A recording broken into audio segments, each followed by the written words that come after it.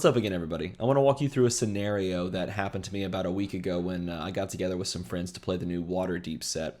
We played like a sealed variant where we basically just opened one of everything and then shuffled up the cards and dealt them out to each player. There were 4 people there, so it ended up being like, I forget the number. It's like a 30 card split, or maybe it was like 24, across. Anyway.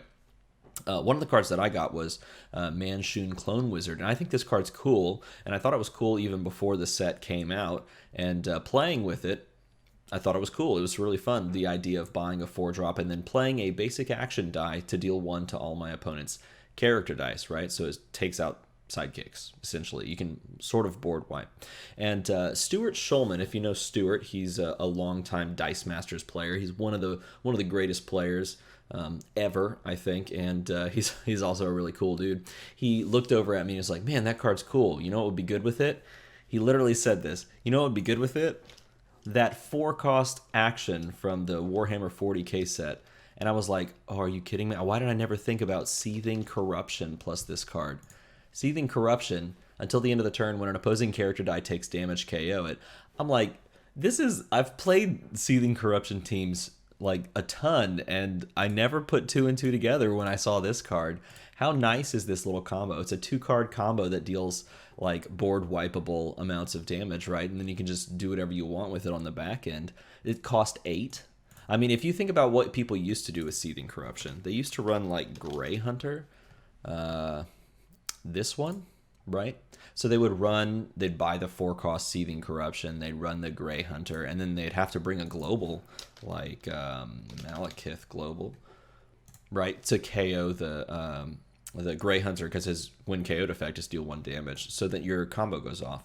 And that costs 7, and it's 3 card slots, right? So 7, 3 card slots, and you're losing a character off of your board. So if you were looking to push like physical combat damage, you're no longer pushing as much because you had to, essentially KO one of your characters and remove them so that your opponent's board is open.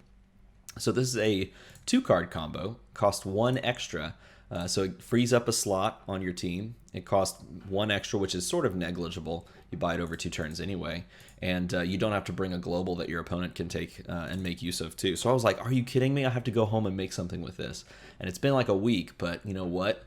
I'm going to make something with it. And not only am I going to make something with it, I'm going to include a brand new card from the upcoming WWE set that I think works pretty perfectly with this 2-card combo.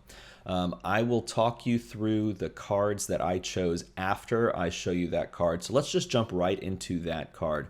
This card, I think, is a perfect little combo with this, because when you think about it, you can take this in 2 different ways, right? You can build up a board and push physical damage after you've board wiped with Manshun Seething Corruption. Or you can do like the boom boom thing, right? Boom, boom. The common boom boom that basically just deals your opponent direct damage based on using action dice, which is kind of cool, but then why are you clearing their board except just to make them, like re-roll stuff? So I thought, wouldn't it be amazing if there was a card in the game that like punished your opponent for having their stuff KO'd? And we do have some things like that. So we have, let me see if I can remember which ones I saw. There's the Poison Ivy. Where is it? It was from the team pack. This one, right? So while Poison Ivy is active, when an opposing non-villain character dies KO'd, its controller loses 1 life, right? It's 4-cost mask. There's also the, what was it? Is KO'd. There was something else that did it too.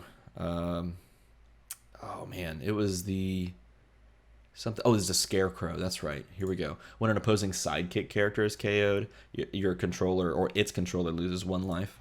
But I thought, man, it would be nice if there was something that sort of blanket just dealt my opponent damage if their stuff is removed.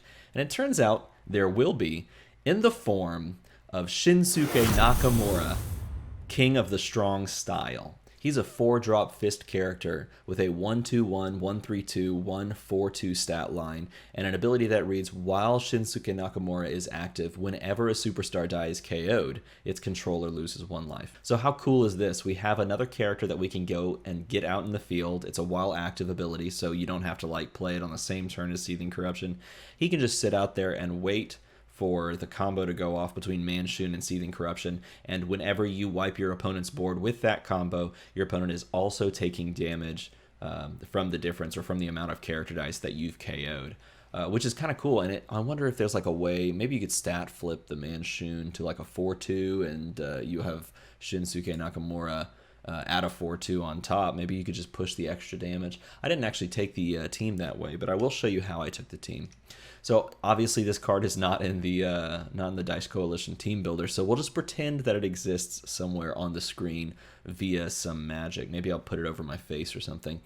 Here's what I put around this. Okay, so obviously we're going to be buying this stuff up. So one of the things I think is super important is not only just being able to do Seething Corruption Manshun. I think if he has the ability to proc off any basic action, we might as well be using basic actions as sort of like a go-to, like a ramp thing, or just something that we're going to use more than just Seething Corruption. So I went with Thrown Brick, because Thrown Brick is really good. It's a 2-cost basic action that basically acts as ramp and churn.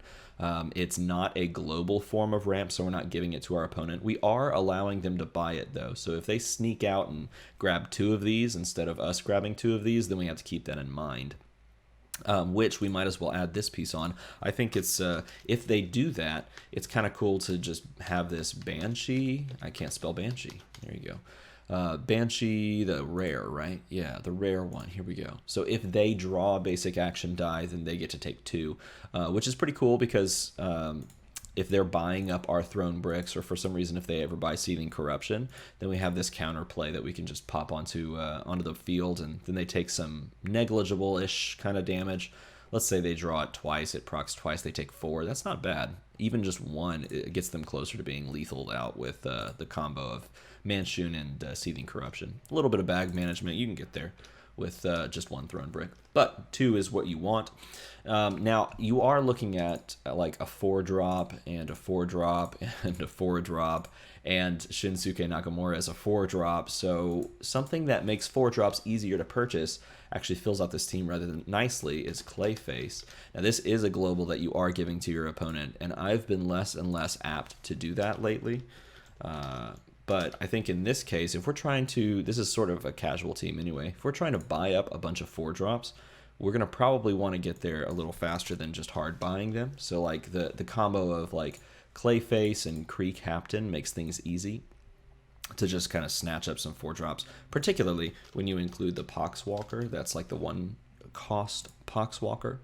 So essentially you can just buy a 1-cost Poxwalker, Kree Captain the 1-cost Poxwalker in on the 2-fist side by using the, Clayfacing in the Poxwalker, and then Kree Captaining global the Poxwalker, so you can buy like a Manshun for 1, right? And that would take a little bit of setup, but not too bad, really. So this does fill out 6, I should say, because I can't, again, show Shinsuke Nakamura on the screen on the team builder. So this takes up 6 of our spots. So now your question is, what do you fill the rest of this team with? This is kind of heavy to put 3 cards on your team like this to make your 4-drops easier to buy. But when you have a lot of them, I think it's kind of worth it. I will be interested in suggestions if you have some suggestions. So the other pivot pieces, I think there's a couple. I think you can still include like Boom Boom Time Bomb if you wanted to. I think this is fine. And the reason it's fine is because you're already investing in these basic actions. So this is just another way to win. You don't have to if you don't want to, but you know, why not? It fits with the theme and the team. It makes Manshun good as well. There's all these triggers that are going off of Thrown Break and off of Seething Corruption, so why not, right? So if you do that, you're down to 1 slot, right? So my last slot, there's a couple of things you could do. You could do Atlas if you wanted to for some bag fixing.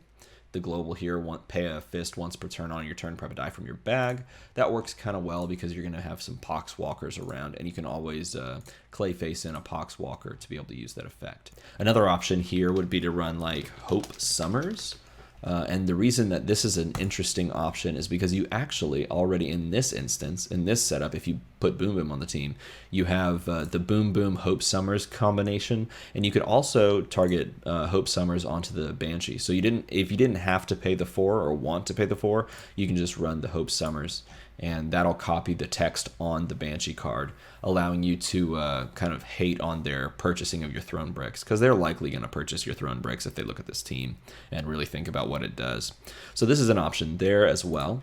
I think what I ended up considering most was Thor, the Thor Global, partially because, where is it? Yeah, here we go. Every problem is a nail. Partially because it's a global that I can make more use of than my opponent can, because I'm looking to purchase Seething Corruption, and I already have a way to make my characters that cost 4 or more, really just 4, characters that cost 4 cheaper. So basically like net 2 or whatever, net 3, with some finagling, make it a lot easier to get to. This is a way for me to get Seething Corruption a lot easier, because I would just have to hard pay 4 for that. But thanks to Thor, I don't have to do that technically.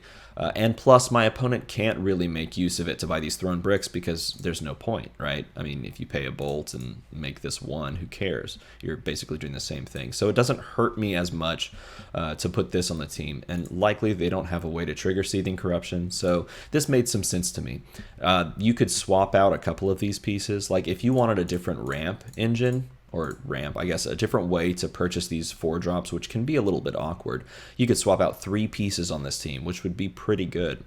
If you wanted to remove this so that you can mainly focus on the Manshun and the Shinsuke Nakamura combo, you could definitely do that as well. There's like tons of different ways to build that 3-card combo particularly, which is why I think that card is really cool from the upcoming WWE set. And that set is technically due out in like 4 weeks, 3 weeks maybe even, something as short of time as that. So what do you guys think about this team? What do you think about the Manshun Seething Corruption combo? And particularly, what do you think about this new card from the upcoming WWE set? Are you looking forward to that set? The more I think about it, the more I am. If you like this video or any other video that I've made, please consider giving me a like and a subscribe, leaving a comment, all those things that help this channel grow and get the Dice Masters and Flesh and Blood and all the other games that we cover more notoriety and exposure. As always, everybody, thanks for watching.